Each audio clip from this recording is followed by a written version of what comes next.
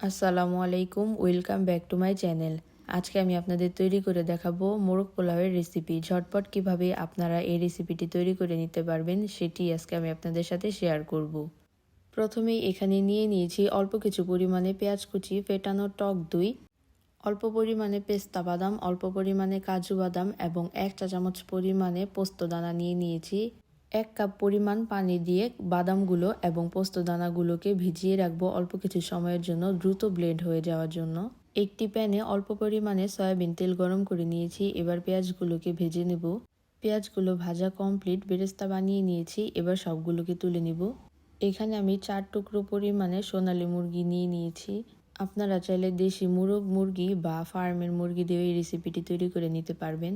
মাংসগুলোকে ম্যারিনেট করে নেব। ফেটানো টক দই, 1/2 চামচ পরিমাণে লবণ, 1/2 চামচ পরিমাণে লাল মরিচের গুঁড়ো দিয়ে ভালোভাবে মিশিয়ে 30 মিনিট সময়ের জন্য রেস্টে রেখে দেব নর্মাল ফ্রিজে। আপনারা চাইলে নর্মাল তাপমাত্রায় রাখতে পারেন।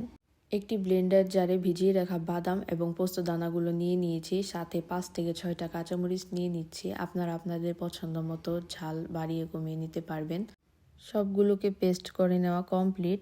বেরেস্তা ভাজা তেলের মধ্যেই আবারও অল্প কিছু পরিমাণে পেঁয়াজ কুচি দিয়ে দিচ্ছি। পেঁয়াজগুলোকে গোল্ডেন ব্রাউন কালার করে নেব। পেঁয়াজগুলো গোল্ডেন ব্রাউন কালার করা কমপ্লিট। এবার তৈরি করে রাখা পেস্ট দিয়ে দিচ্ছি। 2 চা চামচ পরিমাণে আদা রসুনের পেস্ট, পরিমাণ মতো লবণ, 1/2 চা চামচ পরিমাণে ভাজা জিরার গুঁড়া, 1/2 চা চামচ পরিমাণে কালো গোলমরিচের গুঁড়া, 1/2 চা চামচ পরিমাণে দারচিনি এলাচের গুঁড়া, 1/2 চা চামচ পরিমাণে লাল মরিচের গুঁড়া এবং 2 চা চামচ পরিমাণে গুঁড়ো দুধ দিয়ে সবগুলো উপকরণকে ভালোভাবে মিশিয়ে নিচ্ছি। সবগুলো উপকরণকে ভালোভাবে মিশিয়ে নিয়ে 1 কাপ পরিমাণে নর্মাল তাপমাত্রায় থাকা পানি দিয়ে মশলাগুলোকে ভালোভাবে কষিয়ে নিব।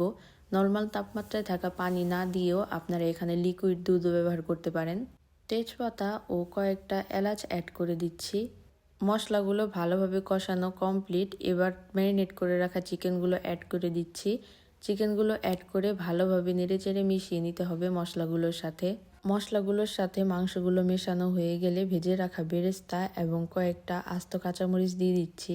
মাংসগুলো পারফেক্টভাবে রান্না হওয়ার জন্য 1 কাপ পরিমাণ ফুটন্ত গরম পানি দিয়ে দিচ্ছি। সবগুলোকে ভালোভাবে মিশিয়ে নিচ্ছি। মেশানো হয়ে গেলে একটি ঢাকনা দিয়ে ঢেকে পুরোপুরি রান্না হওয়ার জন্য অপেক্ষা করব। বেশিক্ষণ রান্না করে নেওয়ার কোনো প্রয়োজন নেই। টক দই দিয়ে ম্যারিনেট করে রাখলে যে কোনো মাংস খুব সহজেই সেদ্ধ হয়ে যায়। 1 কেজি পরিমাণে চিনি গুঁড়া পোলাওর চাল ধুয়ে একটি স্ট্যানারে পানি ঝরা দিয়ে রেখেছিলাম। 1.5 কেজি পরিমাণের পানি নিয়ে নিয়েছি। পানিগুলো একবার ফুটে উঠলেই চালগুলো দিয়ে মিশিয়ে ভালোভাবে 90% সেদ্ধ করে নিতে হবে। আপনারা চাইলে এই পদ্ধতিতে রান্না না করে পোলাও রান্না করে নিতে পারেন। একটি হাঁড়ি নিয়ে নিয়েছি, যেই হাঁড়িতে আমি সম্পূর্ণ রান্নাটি কমপ্লিট করব। রান্না করে রাখা মাংসের যে ঝোল ছিল সেটা আমি হাঁড়িতে দিয়ে দিয়েছি। আস্ত কয়েকটা কাঁচামরিচ দিয়ে দিয়েছি। এবার সেদ্ধ করে রাখা চালগুলো দিয়ে সবগুলোকে ভালোভাবে মিশিয়ে নিব। সবগুলো উপকরণকে ভালোভাবে মেশানো হয়ে গেলে অর্ধেক পোলাও আমি একটি প্লেটে তুলে নিব। পোলাও তুলে নেওয়া হয়ে গেলে আগে থেকে রান্না করা মুরগির মাংস এখানে দিয়ে দিব। মাংসগুলো দিয়ে দেওয়া কমপ্লিট। এবার আগে থেকে ভেজে রাখা বেরেস্তা দিয়ে দিব।